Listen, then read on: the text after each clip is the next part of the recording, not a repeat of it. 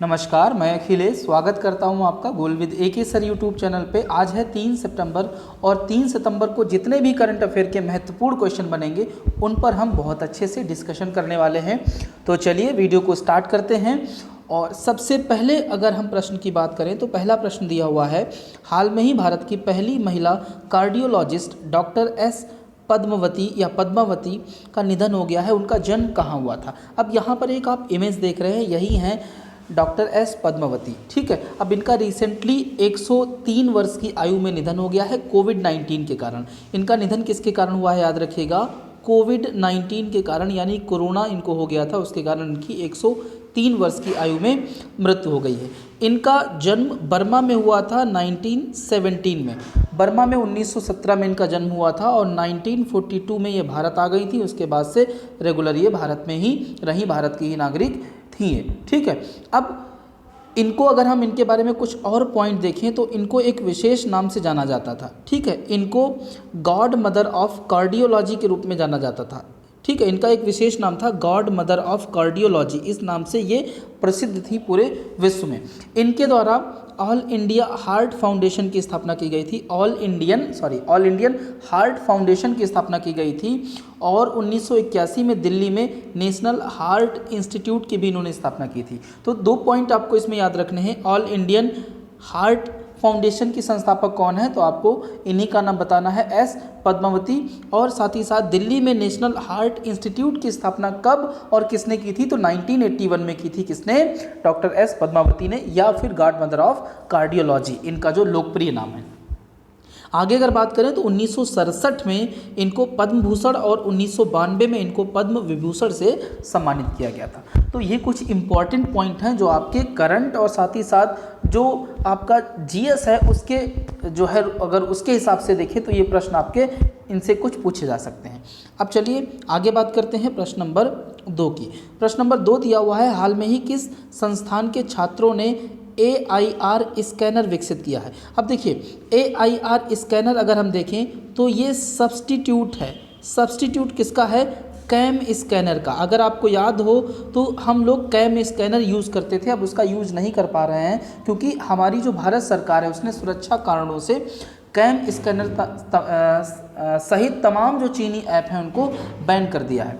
ठीक है, तो अभी हमारे यहाँ पर देसी एक स्कैनर डेवलप किया गया है और ये डेवलप किसके द्वारा किया गया है? IIT बॉम्बे के जो छात्र हैं उनके द्वारा। ठीक है, 2 छात्र हैं अभी उन पर हम बात करने वाले हैं, उनके द्वारा AIR स्कैनर विकसित किया गया, ये इसका नाम है। ठीक है, और ये 100% क्या है? स्वदेशी है, याद रखिएगा, फ्री है पूरी तरीके से। ये आप इसको डाउनलोड कर सकते हैं, कहाँ से?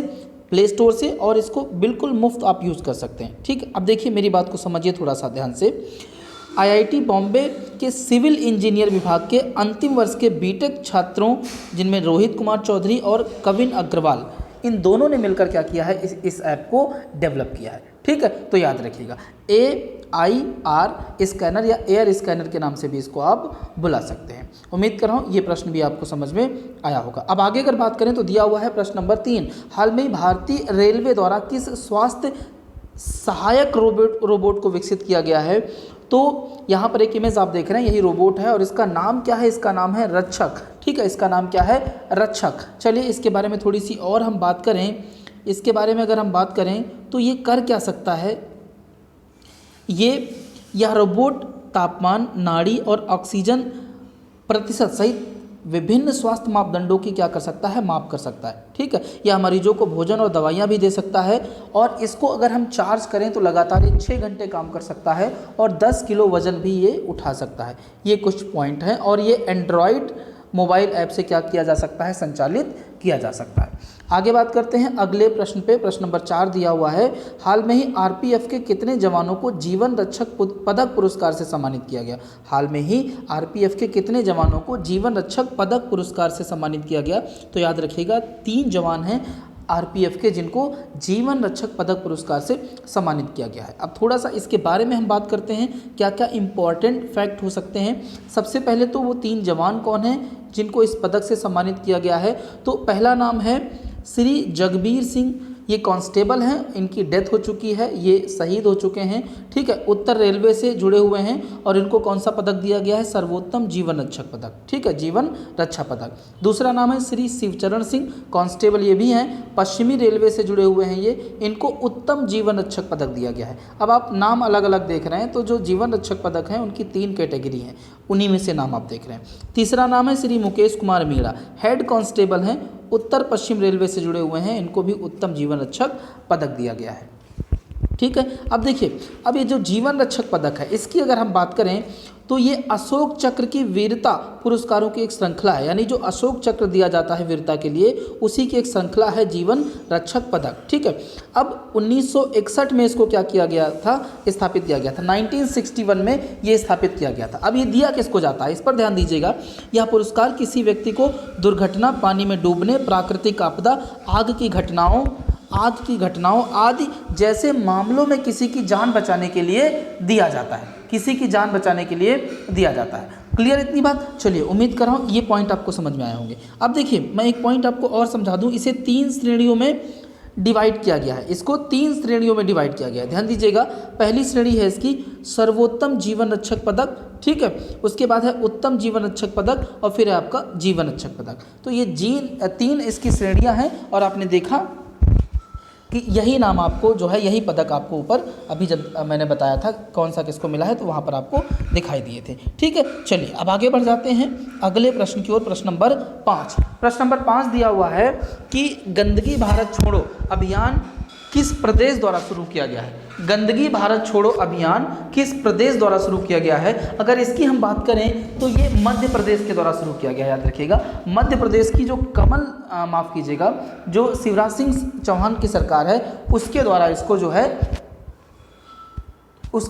जो है शुरू किया गया है। ठीक है, तो याद रखिएगा मध्य प्रदेश सरकार के द्वारा गंदगी भारत छोड़ो ये अभियान लॉन्च किया गया है, उत्तर आपका मध्य प्रदेश सरकार। अब आगे बढ़ जाते हैं, अगला प्रश्न, प्रश्न नंबर 6 दिया हुआ है, विश्व नारियल दिवस प्रतिवर्ष किस तिथि को या किस दिन मनाया जाता है? विश्व नारियल दिवस की अगर बात करें तो 2 सितंबर को हर साल मनाया जाता है।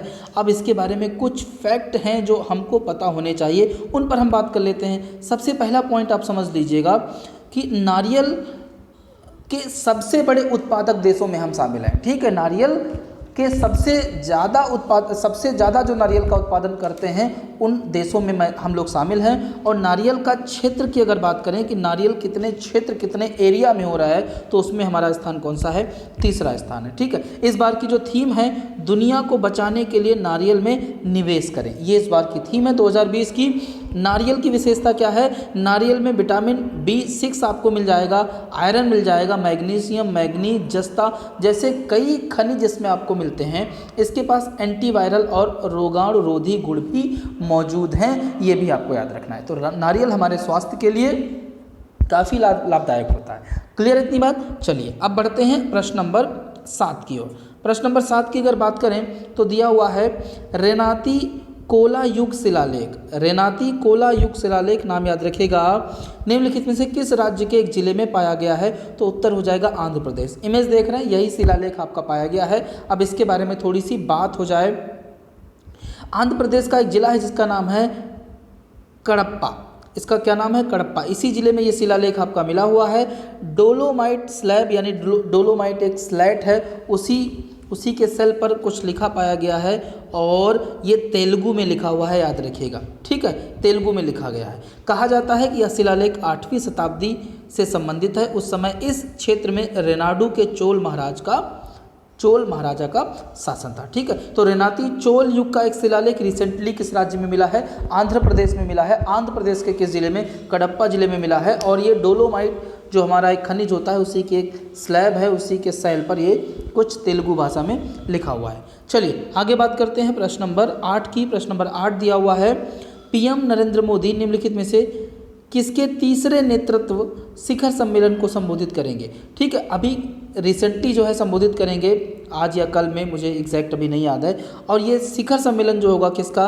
ये शिखर सम्मेलन है US India strategic and partnership forum यानी USISPF, ये है आपका, इसको संबोधित करेंगे। ठीक है, चलिए कुछ बातें करते हैं इस पर। और ये जो शिखर सम्मेलन जिसका इस समय आयोजन हो रहा है, इसको अमेरिकी जो आपके उपराष्ट्रपति हैं उनका नाम है माइक पेंस, वो भी इसको संबोधित कर चुके हैं। साथ ही साथ विदेश मंत्री एस जयशंकर और वाणिज्य और उद्योग मंत्री पीयूष गोयल ने भी इसको संबोधित किया है। मुख्य जो संबोधन होगा वो प्रधानमंत्री नरेंद्र मोदी के द्वारा किया जाएगा, ये आपको याद रखना है। अगर हम बात करें USISPF की, तो ये एक गैर लाभकारी संगठन है जिसकी स्थापना 2017 में अमेरिका भारत द्विपक्षीय और रणनीतिक साझेदारी को मजबूत करने के लिए की गई थी। उम्मीद कर रहा हूँ ये भी प्रश्न आपको समझ में आया होगा। अब आगे बात करें, प्रश्न नंबर 9 दिया हुआ है, निम्नलिखित में से कौन सा देश भारत को 3500 करोड़ रुपए का विकास सहायता ऋण प्रदान करेगा।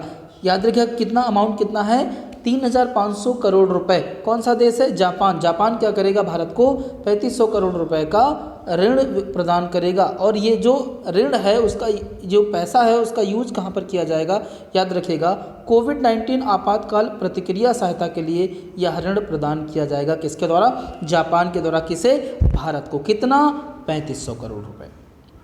क्लियर। चलिए आगे बात करते हैं प्रश्न नंबर 10 की। प्रश्न नंबर 10 दिया हुआ है, हाल में ही भारत सरकार ने कितने चीनी ऐप्स को बैन कर दिया है। आप देखिए, चीन अगर किसी प्रकार की कोई प्रतिक्रिया करता है सीमा पर, तो हमारी सरकार उसका जो है मुंहतोड़ जवाब देती है। और मुंहतोड़ जवाब किस रूप में दिया जाता है, उनके जो ऐप्स हैं उनको हम बैन कर देते हैं। हमारे लिए बहुत सिंपल हो जाता है। चीन जो है तुरंत पस्त हो जाता है, चीन एकदम बुरी तरीके से हार मान लेता है। ठीक है, ये ऐसा सोचना है हमारी सरकार का। चलिए 118 ऐप हैं उनको बैन कर दिया गया है। अब टोटल अगर आप देखेंगे, इससे पहले भी ऐप 47 ऐप्स बैन किए गए थे, उससे पहले भी ऐप्स में भी 200 कुछ समथिंग बैन किए गए थे। तो अब काफ़ी ऐप्स बैन किए जा चुके हैं, जिनमें से एक आपका PUBG भी है। PUBG का बैन होना मेरे लिए बड़ी सुकून वाली बात है, क्योंकि ये ऐप जो है वो बच्चों को काफ़ी प्रभावित कर रहा था। खासकर जो छोटे छोटे बच्चे हैं या कंपटीशन वाले बच्चे हैं, वो सब कुछ छोड़कर PUBG में व्यस्त थे। ठीक है, उन्हें कुछ समझ में नहीं आ रहा था। तो PUBG मेरे हिसाब से एक अच्छा कदम है, इसको बैन हो जाना चाहिए था। जिनको अच्छा लगता है PUBG, आप उनको बुरा नहीं मानना है, ठीक है, लेकिन आपके अच्छे के लिए है PUBG का बैन होना। आगे बात करें प्रश्न नंबर 11 की। प्रश्न नंबर 11 दिया हुआ है, निम्न में से किस राज्य में 1500 करोड़ रुपए की लागत से विश्व के सबसे बड़े टॉय म्यूजियम बनाने की घोषणा की गई है। तो आपने कुछ दिन पहले देखा था, सरकार ने मोदी जी ने मन की बात में कहा था कि हमको खिलौने बनाना चाहिए, खिलौनों के मामले में हमको आत्मनिर्भर बनना चाहिए। तो उसी का परिणाम ये है कि एक टॉय जो है म्यूजियम बनाया जाएगा, और ये कहाँ पर बनाया जाएगा, गुजरात में बनाया जाएगा, याद रखिएगा। ठीक है, गुजरात में। और ये दुनिया का सबसे बड़ा टॉय म्यूजियम होगा, जिसमें याद रखिएगा जिसमें 30 एकड़ ज़मीन जो है आवंटित की गई है, और 11 लाख से ज़्यादा खिलौने यहाँ पर क्या किए जाएंगे, प्रदर्शित किए जाएंगे। अब बात करते हैं प्रश्न नंबर 12 की। प्रश्न नंबर 12 दिया हुआ है कि तेलुगु भाषा दिवस निम्न में से किस दिन मनाया जाता है। तेलुगु भाषा दिवस की अगर बात करें तो 29 अगस्त को मनाया जाता है। 29 अगस्त को तेलुगु भाषा दिवस मनाया जाता है। अब देखिए, थोड़ा सा अगर मैं आपको समझाना चाहूँ तो ये भारत का मैप है, ये केरला है। केरला, माफ़ कीजिएगा, केरला की राजभाषा नहीं है ये। इधर आ जाते हैं, यहाँ पर आपको ये तमिलनाडु, ये मिलेगा आंध्र प्रदेश, और यहाँ पर एक तेलंगाना मिलता है। तो आंध्र प्रदेश और तेलंगाना की जो राजभाषा है वो कौन सी है, तेलुगु ही है। और तेलुगु दिवस कब मनाया जाता है, 29 अगस्त को। क्लियर। चलिए अब आगे बढ़ते हैं आज के क्वेश्चन ऑफ द डे की तरफ। क्वेश्चन ऑफ द डे आज का है, द्वितीय विश्व युद्ध में किस देश के लिए जासूसी करने वाली भारतीय मूल की पहली महिला नूर इनायत खान को ब्लू प्लाक से सम्मानित किया जाएगा। ठीक है, तो आपको बताना है कि एक भारतीय मूल की महिला थी जिन्होंने एक देश के लिए दूसरे विश्व युद्ध में क्या की थी, जासूसी की थी। उस देश का आपको नाम बताना है। क्लियर इतनी बात। ठीक है, उम्मीद कर रहा हूँ ये वीडियो आपको पसंद आया होगा। अगर आपको पसंद आता है तो चैनल को सब्सक्राइब और वीडियो को लाइक और शेयर करना बिल्कुल मत भूलिएगा। ऐसे ही करंट अफेयर के वीडियो डेली देखने के लिए आप मेरे इस चैनल से जुड़ सकते हैं। इसके अलावा 2 से 3 दिन में मैं अपना एक YouTube के लिए एक स्टूडियो बनवा रहा हूं, और उसके बाद आपको जो है सभी सब्जेक्ट खासकर GS हिंदी के वीडियो आपको रेगुलर प्रोवाइड किए जाएंगे। Thank you very much.